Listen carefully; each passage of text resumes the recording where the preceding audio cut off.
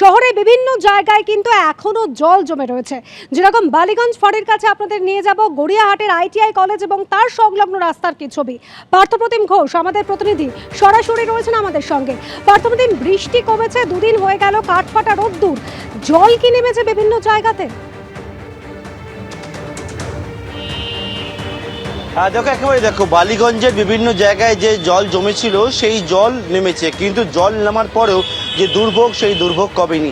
এক হচ্ছে যে বাড়িগুলোয় জল নেই, পাশাপাশি রাস্তার ছবিটা, এটা হচ্ছে গড়িয়াহাট আইটিআই সামনের রাস্তা এবং সেখানে দেখতে পাচ্ছ যে এখানে উপস্থিত ট্রাফিক পুলিশদেরকে একেবারে নাস্তানাবুদ হতে হচ্ছে, কারণ এখানে তাদেরকে ম্যানুয়ালি গোড়াটা করতে হচ্ছে কয়েকদিন ধরে টানা। কারণ ট্রাফিক সিগন্যাল যে পোস্ট রয়েছে, আমার সহকর্মী উজ্জ্বল ঘোষ যে ছবি তুলে ধরছে, সেগুলোয় কিন্তু বিদ্যুৎ সংযোগ না থাকার দরুন এইখানে যে ট্রাফিক সিগন্যাল যে লাইট সেটা সম্পূর্ণভাবে বন্ধ অবস্থাতে রয়েছে।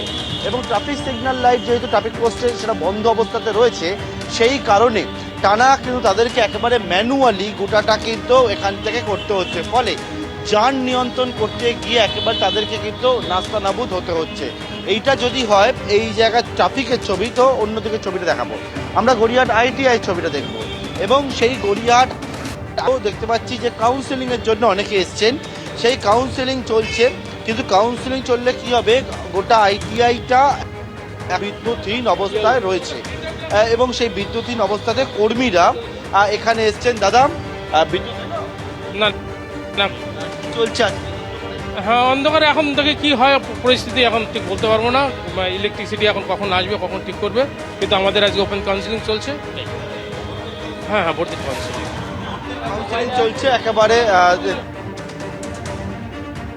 বন্ধ অবস্থাতে রয়েছে, ফ্যান বন্ধ অবস্থাতে রয়েছে এবং বিভিন্ন যে জিনিসপত্র সেই সব একেবারে জল জমে গেছিল, সেই জল পরিষ্কার করেছেন।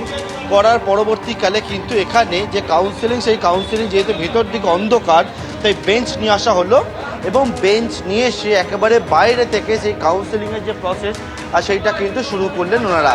অন্ধকারের মধ্যে কর্মীরা এসছেন এবং এসে এইরকমভাবে কাজ চালাচ্ছেন। ভেতর তো সম্পূর্ণভাবে অন্ধকার, অন্ধকার পুরোটাই হচ্ছেন।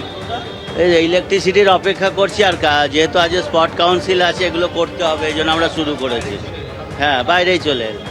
বুঝতে পারছি একেবারে কাউন্সিলিং রয়েছে ভর্তির, এবং তার জন্য গড়িয়াহাট আইটিআইতে বাইরে টেবিল, চেয়ার, বেঞ্চ এবং টুল পেতে যারা স্টাফেরা রয়েছেন তারা কিন্তু সেই কাউন্সিলিং যে প্রসেস সেটা করছেন। এইটা গেল হচ্ছে ট্রাফিকের সিগন্যালের বাইরের ছবি দেখালাম, অন্যদিকে গড়িয়াহাট আইটিআই ছবিটা দেখালাম। আবার আমরা বাইরের দিকে যাব যে কি পরিস্থিতি। এই যে চত্বর রয়েছে, যে চত্বর জুড়ে বিভিন্ন দোকান বাড়িগুলোই দেখতে পাচ্ছি, তবে কিন্তু অন্ধকার অবস্থাতে রয়েছে, বিদ্যুৎহীন অবস্থাতে রয়েছে। এই যে রাস্তা ম্যান্ডেভিলা গার্ডেনের দিকে যাচ্ছে, যেখানে রাস্তা যদি তোমায় দেখতে পাচ্ছ জল নেই, রাস্তা সম্পূর্ণভাবে শুকনো, কিন্তু দুর্ভোগ, যে দুর্ভোগে পড়েছিলেন মানুষ, সেই দুর্ভোগ কিন্তু তাদের দূর হচ্ছে না। আলো ঝলমলে বা পুজোর সময় এই রাস্তা থাকার কথা ছিল, কিন্তু বর্তমানে আঁধারে ঢেকেছে কয়েকদিনের ধরে টানা। এবং যারা বাসিন্দারা তারা এখানে বসবাস করছেন এবং বসবাস করে তারা এখান থেকে কিন্তু একেবারে অন্ধকারের মধ্যে রয়েছেন। বিভিন্ন জিনিসপত্র একেবারে যে জলে থই থই করছে। একটি দোকান, সেই দোকানে দেখাবো, এখন মধ্যে দাঁড়িয়ে রয়েছে একটি ফাস্টফুডের দোকান রয়েছে, সেখানে সেই জল থেকে জিনিসপত্র সরাচ্ছেন এবং অবস্থাতে এখনো পর্যন্ত রয়েছে। আপনার দোকান? না, আমার মালিকের আছে, মালিকে আসছে, কিন্তু চাল নষ্ট হয়ে গেছে। কি বলেন তো? দেখাতে বলবো আমি আমার সহকর্মী উজ্জ্বলকে। দোকানের মধ্যে এখনো সসের বোতল থেকে শুরু করে সবকিছু ভাসছে। কারেন্ট নেই? না, কারেন্ট কাটা, কিছু নেই। এবং এখানে দোকানের মধ্যে দেখতে পাচ্ছি বিভিন্ন জিনিসপত্র, দাবার, সবটা জলে থই থই করছে। খোলা বন্ধ তো, সেই দিন থেকে 4 দিন হয়ে গেল, ওটা 4 দিন হয়ে গেল রয়েছে। অর্থাৎ রাস্তার জল নেমেছে, কিন্তু ঘর বাড়ি দোকান যেগুলো আছে সেগুলোই একেবারে বাতি নেভানো অবস্থায় রয়েছে চোকার, এবং তার মধ্যে বা বিভিন্ন জায়গায় এখনো জল জমে রয়েছে। বিদ্যুৎহীন অবস্থাতেই কাটাচ্ছে এই এলাকার বাসিন্দারা। ধন্যবাদ পার্থপ্রতিম। এবার চোখ রাখবো পুজোর খবরে। হরিদেবপুর 41 পল্লীর এবছরের ভাবনা সোপান। সময়ের সঙ্গে সঙ্গে মানুষ কতখানি প্রযুক্তি নির্ভর হয়ে পড়েছে বা মানুষের উপর প্রযুক্তি কতখানি প্রভাব বিস্তার করছে সেই বিষয়টি তুলে ধরা হয়েছে তাদের থিমের মাধ্যমে।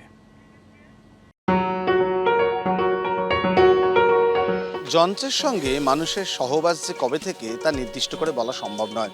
যত সময় গড়িয়েছে, যত আধুনিক হয়েছে সময়, ততই দেখা গিয়েছে যে যন্ত্রের প্রতি আমাদের নির্ভরতাও বাড়ছে। আর এখন যে সময় দাঁড়িয়ে আমরা কথা বলছি, সেটা তো আর্টিফিশিয়াল ইন্টেলিজেন্স, রোবোটিক্সের সময়। সেখানে দাঁড়িয়ে যে প্রশ্ন মাঝে মাঝেই জাগে, মানুষ যন্ত্রকে নিয়ন্ত্রণ করছে নাকি যন্ত্রে উল্টে মানুষকে নিয়ন্ত্রণ করছে। হরিদেবপুরে 41 পল্লী ক্লাবে শিল্পী গৌরাঙ্গ কুইলা সেই জায়গাটাই তৈরি করেছেন যেখানে প্রচুর মানুষ, একেবারে সেই টেপা পুতুলের সময় থেকে এখনকার রোবট পর্যন্ত প্রত্যেকেই যন্ত্র। আর প্রশ্নটা জাগছে এটাই যে যন্ত্রের হাতে মানুষ নাকি মানুষের হাতে যন্ত্র নিয়ন্ত্রিত হচ্ছে। আর সেটাই এবছর হরিদেবপুর 41 ক্লাবের মূল উপজীব্য। আর এভাবেই তৈরি করা হয়েছে গোটা মণ্ডপ। ক্যামেরার সুবীর রায়ের সঙ্গে অর্চিত ভট্টাচার্য, এবিপি আনন্দ, কলকাতা। খারিজ হলো ইডির আবেদন। বহাল থাকলো কারামন্ত্রী চন্দ্রনাথ সিংহের অন্তর্বর্তী জামিনের নির্দেশ। তবে তদন্তের স্বার্থে জিজ্ঞাসাবাদের জন্য ইডিকে অনুমতি দিয়েছে আদালত। বৃহস্পতিবার এবং শুক্রবার কারামন্ত্রী চন্দ্রনাথ সিংহকে ইডির দপ্তরে উপস্থিত হতে হবে। পুজোর মুখে বড়সড় স্বস্তি কারামন্ত্রী চন্দ্রনাথ সিংহের। কারামন্ত্রীকে হেফাজতে পেল না কেন্দ্রীয় এজেন্সি ইডি। খারিজ হলো তাদের আবেদন। বহাল থাকলো কারামন্ত্রীর অন্তর্বর্তী জামিনের নির্দেশ। তদন্তে ইডির দীর্ঘসূত্রিতা নিয়ে প্রশ্ন তুললেন বিচারক। প্রাথমিকে নিয়োগ দুর্নীতি মামলার চার্জশিটে মন্ত্রী চন্দ্রনাথ সিংহের বিরুদ্ধে প্রায় 13 কোটি টাকার বেআইনি লেনদেনের অভিযোগ করে ইডি। এই নিয়ে ইডির বিশেষ আদালতে শুনানি শেষ হয় শনিবার। শুনানিতে কারামন্ত্রীকে হেফাজতে নেওয়ার জোরালো সওয়াল করে কেন্দ্রীয় এজেন্সি। শেষ অবধি চন্দ্রনাথ সিংহের ভাগ্যে কি রয়েছে? ইডি কি তাকে হেফাজতে পাবে নাকি কারামন্ত্রী বাইরেই থাকবেন তা নিয়ে চড়ছিল জল্পনা, গুঞ্জন। এই অবস্থায় বুধবার ইডির বিশেষ আদালতে বিচারক নির্দেশে বলেন, চন্দ্রনাথ সিংহকে হেফাজতে নিয়ে জিজ্ঞাসাবাদ করতে পারবে না ইডি। ইডির তদন্ত নিয়েও প্রশ্ন তুললেন বিচারক। প্রায় 1.5 বছর আগে 2024-এর 22শে মার্চ চন্দ্রনাথ সিংহের বাড়িতে তল্লাশি চালিয়ে 41 লক্ষ টাকা উদ্ধারের দাবি করেছিল ইডি। তারপর চার্জশিট জমা দেয় তারা। বুধবার বিচারক প্রশ্ন করেন, টাকা উদ্ধারের পর চার্জশিট দিতে এত দেরি কেন হলো ইডির?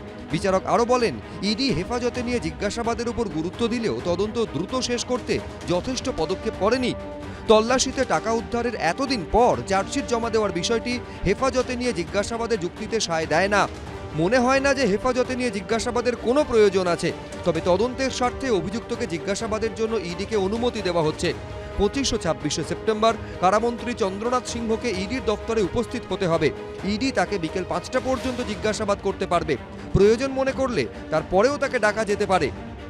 7 days ED custody prayer করা হয়েছিল from the part of the ED that has been rejected.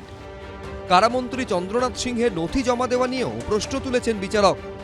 আমি প্রথম থেকে সহযোগিতা করে এসেছি।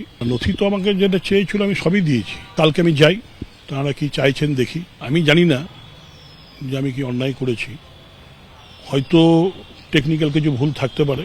আমার পরিবারের যে জমি আছে সেটা আমার ফ্যামিলির বাইরে কোনো জমি আমি বলিনি।